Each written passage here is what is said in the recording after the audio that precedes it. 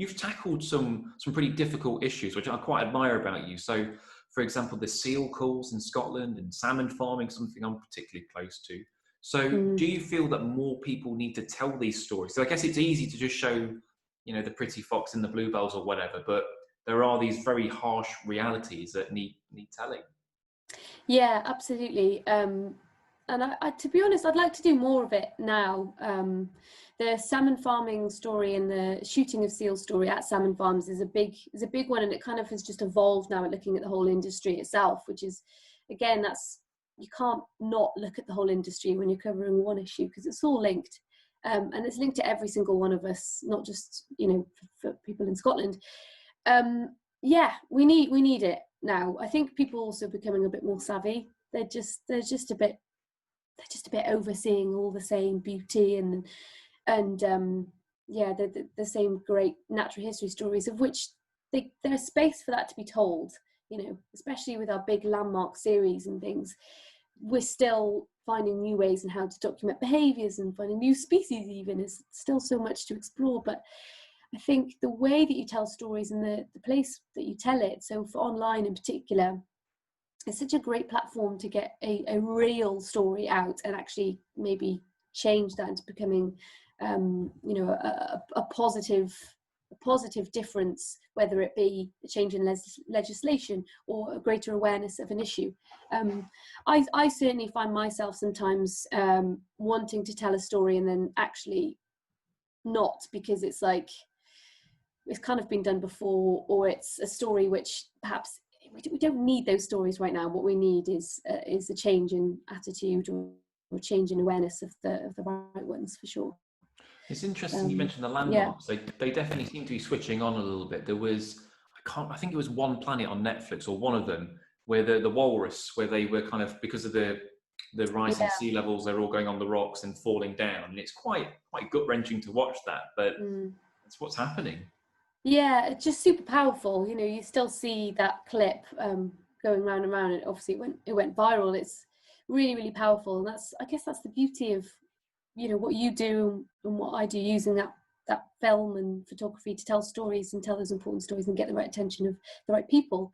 I do think it's more than that, because what you don't want to do is tell people how miserable everything is, which it is. Let's be honest, in many cases it can just be a really tricky story unless you really think about what kind of next step or positive action people can take. So for example, this was a real struggle for me, telling the story about the shooting of seals at salmon farms, because for me, I don't believe that we need to be shooting seals at salmon farms. The one thing I always hear coming back to that is we have exponential growth in our grey seal populations around our coast. While that is true, this isn't talking about seal culling. This is a very different issue, which is that salmon farms see it necessary to shoot seals because they are eating their products, when there are non-lethal alternatives which are just as effective.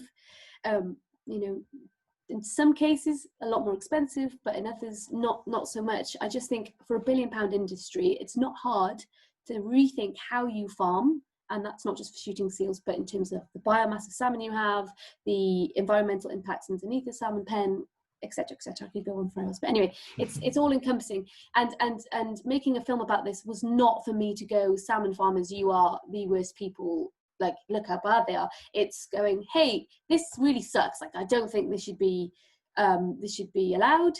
Why are we licensing seals to be shot?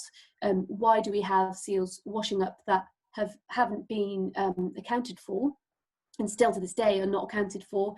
Well, let's think of ways that we can all work together to create an industry where actually you don't need to shoot seals, and there's positive outcomes, as opposed to just vilifying the industry.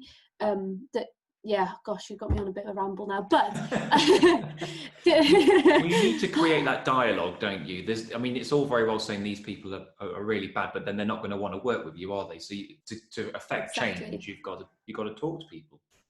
Exactly. Yeah, opening that conversation is really important. The thing that unfortunately always falls back on is the lack of transparency in these industries, which are worth so much money, and of course they're there to make money. So that's where that kind of break in, not trust, but break in communication comes, and therefore you have kind of head-on battles between those conservationists and industries like the salmon farming industry. It's tricky. Yeah, no, definitely. I went to Shetland, when would it have been, about 3 or 4 years ago now, and you see the salmon pens everywhere, don't you, in a lot of these little locks. And I was dying to get in one, and I tried to message a few, like, oh, do you mind if I come in? Just in it, no agenda, just wanted to go in one, see what it was like. And just no way. They were like, we're not letting you in. Really? Like, and Yeah. I guess, I don't know whether it's a guilty conscience or what, but if the salmon didn't look, because I've seen some undercover stuff, and the salmon look horrendous. You know, they're like sores all over them, full of sea life. I'm not saying all salmon farms are like that, but they didn't want anyone with a camera going anywhere near it. No, exactly.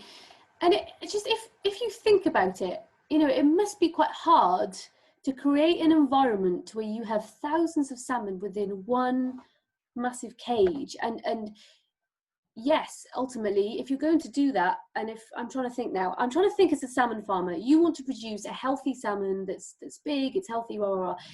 How do you do that? Because in nature, where they have these huge, you know, they migrate over huge distances, they have access to all these wonderful environments and food and whatever, you cannot replicate that in one cage with, you know, on a big scale, on that scale. So to actually say that you are doing that is just unrealistic on every kind of element, every part of it. I don't know how they can justify it, but it is bonkers, and there are alternatives. So I don't eat salmon anymore, but I do eat trout, because you can farm trout in freshwater, and it's a lot, you know, it negates a lot of the issues. And to be honest, sure. if you eat smoked trout and smoked salmon, it's very, you put it there on a plate. I challenge some people to tell the difference. You know, it's strange no, that's true. Yeah.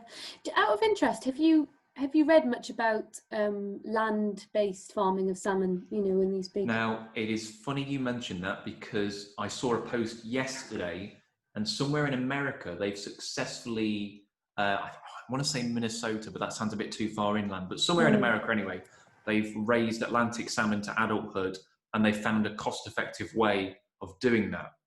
Right. It's the first time it's been done. So I'll try and dig out the article for you if I can. But because I think that's what's stopping it at the minute, is that it's just too expensive. It's doable, but it would cost too much. But they found a way around that now. So hopefully that might make a bit of a change. Yeah, it's a really interesting one. It's again one that keeps popping up, and I don't know where I am with it, just because I don't know. I guess I have a bad experience with some conversations I've had with those in the industry, and I just feel like they can find any alternative to kind of move it away from the fact that the current farming practice isn't the best, then they will. But I mean, I say there's lovely salmon farmers, and there's really great companies that are trying to better how they farm, but we've got a lot of work to do, for sure. Yeah, for sure. So you've travelled all over the world, and obviously extensively across Wales and the rest of Britain. So